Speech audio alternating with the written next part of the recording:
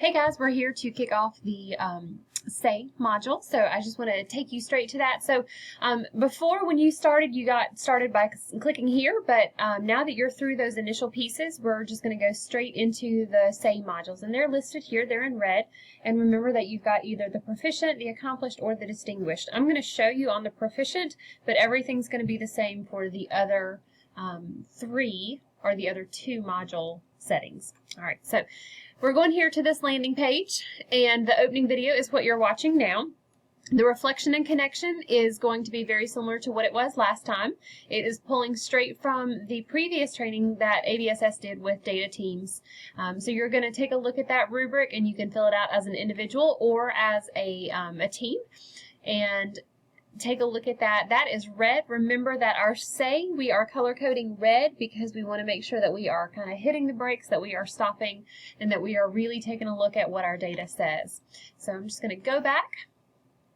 And then on the next piece, it's going to be evidence A. You'll remember this from the previous module. It's going to be a drawing. And so you're going to get a chance to see that there. I am definitely not an artist, but you have a chance to kind of show me what you're thinking with just making some connections there with what data says. If you come in next, new information, again, that's the one that's different for everybody, so that's up and loaded. You can take a look at that.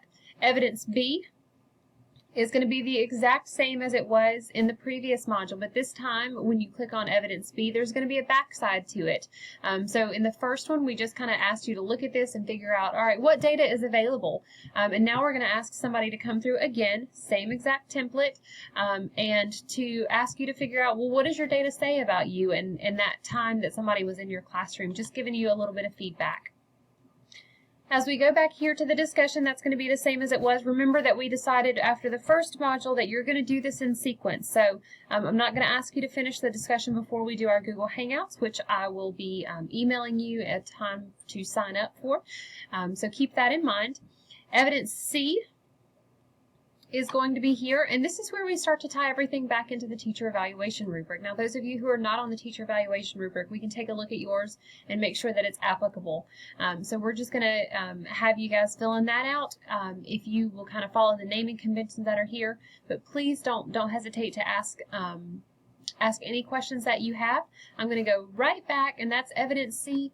And so the last piece is the reflection and connection. And this is where I just ask you to, based on your evidence A, B, and C that you submitted, figure out what do those evidences say about you, what does that mean, and then why does that matter? So kind of taking a look at your own evidence, at your own data, and what you're kind of seeing throughout this model or module. So let me know what questions you have, and I'll be happy to answer them for you. I'm looking forward to seeing what your work produces this module.